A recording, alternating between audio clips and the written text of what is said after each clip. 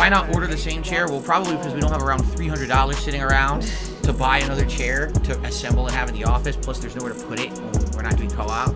Yeah, of course. Every chair costs $300, dude. Probably because we don't have around $300 sitting around.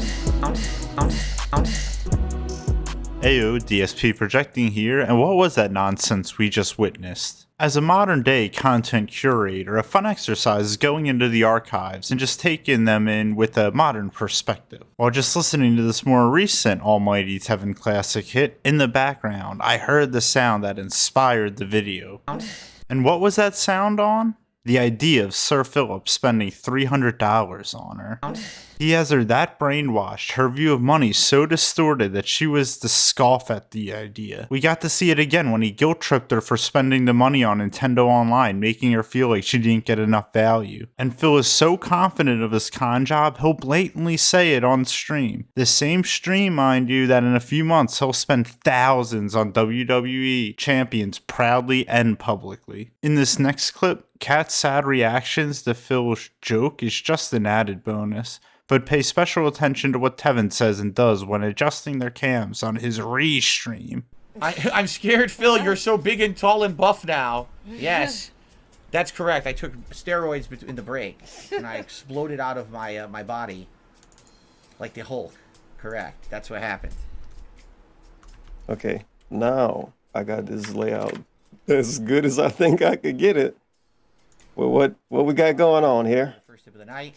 Did you see that? It took Almighty Tevin all of 30 seconds to try to make their presentation look more pleasant. About the same amount of time DSP spent lecturing her about how she's not getting a $300 chair. He could have been doing something before the stream or even during it about the situation, but not a chair to be found, not even a seat, as Phil wandered on Doko faced with defeat. I find it impossible to believe that Phil couldn't have put in some work, moving some chairs, or at least doing something with the camera and OBS to just make them look a little bit more flattering. Think of all the time he spends trying to make TP, which stands for Triple P, which isn't what I like to call him because I like to call him TP now, sound and look good on their little butt buddy broadcast, or BBB as I like to call it. All this Discord tech he learned to talk to them, putting in the effort to be able to communicate with them on stream, he shows his wife less on-stream courtesy than he gives TP. He gives the man who called his wife fat a platform to defend his words and ensures that same wife has no voice on his. He had a lot of practice talking over Panda Lee, so I guess this all makes sense. But I hear you all screaming the title of your favorite novel by one of the greatest women writers of our time. Ayo, DSP projecting, but that was then, this is now. Drop down in the comments below if you're just learning SE Hinton of The Outsider's fame as a woman, likely using SE to protect herself from men who hate women as much as DSP does. Fair enough though, I will bring it to present day. Has DSP had a redemption arc during his present day return from Dunce Yoho Island? I don't know what's with the collar, because I like this shirt. This is my really nice, relatively new green flannel shirt. I don't know why the collar is doing this, jabbing my neck. The damn thing's jabbing me here. I would wait and see, meaning I wasn't going to play it at launch because I'd seen my wife play Kingdom Come Deliverance 1, and we both hated the game. Like, no exaggeration. We liked it for like a half an hour, and then once she actually got into the meat of the game and the mechanics, the game was very unpolished and wonky and not very fun. And I get it. It's supposed to be the kind of game where you have to like figure out creative ways to do things. And there's 10 ways to do every objective in the game. Like, yeah, but then it's not very, how can I put it? It doesn't feel polished because there's just too many factors involved. I don't know. I just remember we didn't like it. Okay. So honestly, I was not interested in this game at all, but I said, if it comes out and I end up getting a lot of feedback that people are saying that I should try it, then I would. All right.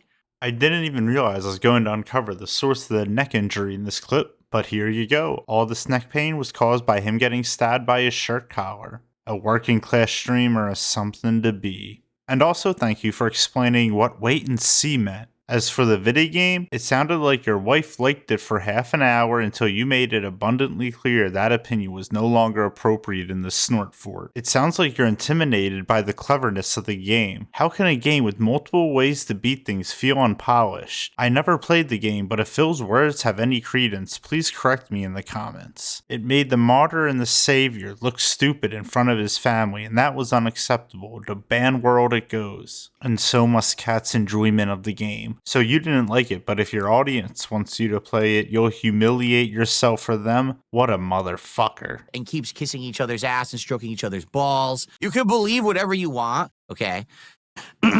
Yes, it's very tough to be the smartest man in the room. It really is.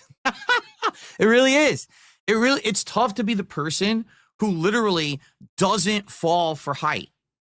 Like, seriously, it's tough to be the person who talks the truth, but everyone else is, but I don't get it because everyone else disagrees with you. No, they don't disagree with me. They all just believe the people who say the bullshit because they're gullible. They don't know any better. Like I mentioned earlier, he loves just blatantly saying this shit. He's always the smartest man in the room. I think it's fair to say Phil's usually in a room alone, and if that's not the case, it's definitely just him and Kat. And it's pretty clear she's been conditioned to just mindlessly agree with him. And the most RTU part, I mean the richest part about it, is that the self-proclaimed smartest man in the room doesn't even seem to not only understand the phrase, but also that he's the biggest mark on Amazon, regurgitating the marketing nonsense word for word to his audience of, well, I'll just leave it at audience. Also, something I've noticed, as a self-proclaimed smart style person, it's actually pretty easy being the smartest person in the room. The only real hard part is remaining quiet while the stupid loud person drones on about how they're the smartest person in the room, kinda like... Come to think about it, his name was you. Damn.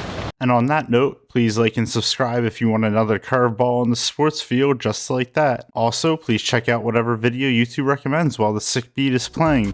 Deuces!